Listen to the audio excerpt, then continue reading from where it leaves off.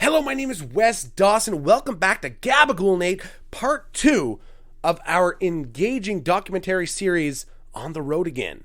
Last week, we started the discussion on the quality of roads in Quebec, the issues that are prevalent here, and solutions to fix it. So now I'd like you to sit down, close that porn browser, doesn't matter, there's nothing left good on Pornhub anyway, and get ready for part 2 of On the Road Again.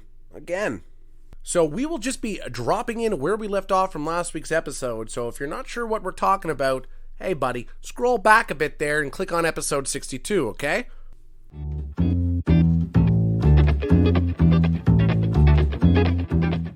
Due to sloppy editing and planning, here's an official Gabagool Nate segue.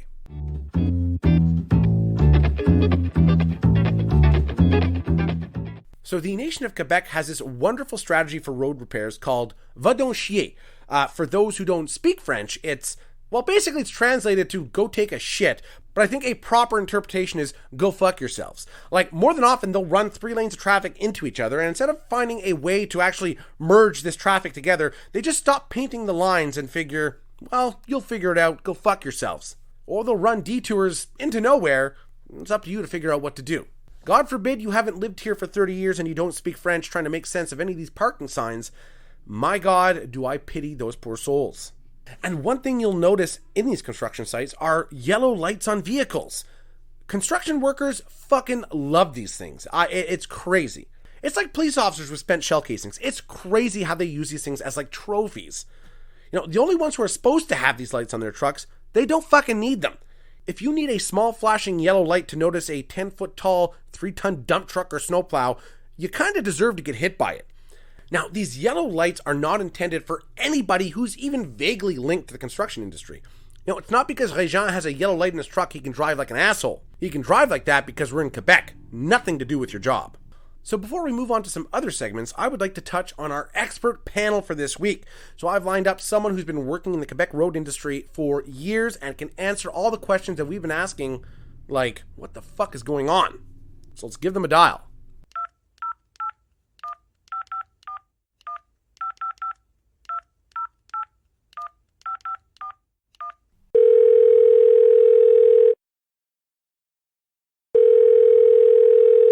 Sorry about that. We had just finalized what we're going to talk about in this call. We decided to scrap the whole thing. We're going to redo all the same work at a later date. So although we said it would be ready by this month, it's actually going to be about a year from now. So maybe next summer we'll be able to get them on the show. So it's time for Shoot or Pistol Whip. Of course, the first people on the chopping block will be anybody who looks at public roads they've worked on and brags about it proudly. See, you know, a fireman can be like, hey, I saved a kitty. A doctor can say, you know, I saved 6 lives last year. A cop can be like, hey, I unloaded 6 canisters of tear gas into a crowd of protesters standing up for social justice. No, whatever you do to quantify your job, how can you, working in road repair and infrastructure, be proud of what you've done? It's like the equivalent of spreading hardened black dog shit over a cobblestone road and then saying, hey, look at this quality thing we just fucking built. It's like if your special nephew makes you an all brown paint finger painting and he doesn't own any finger paints. You'll say thanks, but you ain't hanging that shit on your fridge. Now, I wouldn't say shoot because I think a lot of the problem is the system that they operate inside of, so we'll let that one just be a pistol whip. Now, next up are people that I believe I've already mentioned them on the Body Break Part 2 episode, are people who crane their necks out to look at traffic, as though no one else thought to do that. My God, had I just stuck my head 10 inches out my window or swerved a little bit onto the shoulder, I would be able to see what's going on, what's causing this traffic, and solve it from my Prius fucking 800 cars back. That would be a shoot. Shoot dead. Alright, so this next one is an easy shoot.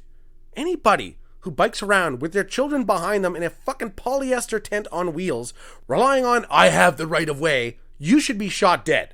You know, riding on a protected bike path, sure. You know, wooded trails, sure. But biking around on a busy street with your kid in a fucking burlap sack behind you, you should be shot and thrown over the nearest bridge.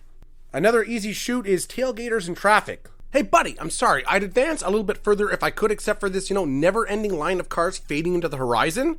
It's because of drivers like that, I think that seatbelts should not be mandatory. A pistol whip. The people planning all this work in Montreal North near P9 Boulevard, well, I want to say this work will look amazing. It's beautiful, and the remaining 2 businesses on PNIF will be thrilled with this new infrastructure project. An easy shoot would be the people that we mentioned earlier in the episode, that somehow the second a flake of snow falls down, a 3-lane highway turns into a 6 for some reason. All right, let's move on to good bad.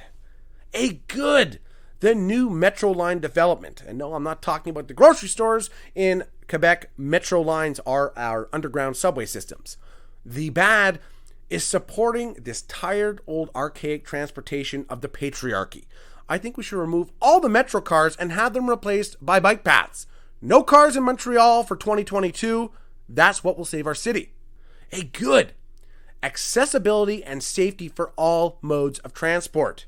The bad, well, if your store sells things that can't be strapped to a bicycle basket, we should burn your business to the ground. These signs near various government construction projects that say, "Pour vous, on investe tellement d'argent." Basically saying like, "For you, we invested this much money." Keeping us in the loop. The bad, motherfuckers, you're acting like that's for us. Like that's our money that you're fucking stealing from us. It's like you steal a kid's lunch money and then you buy him a snack because you want to be a good person. Like, what the fuck are you talking about?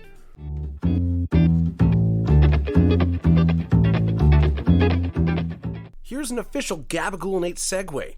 Wow, what a tantalizing adventure we have been on for these past 2 weeks. Thank you so much for listening. My name is Wes Dawson. This has been Gabagool and 8. Please listen, like, share, and subscribe.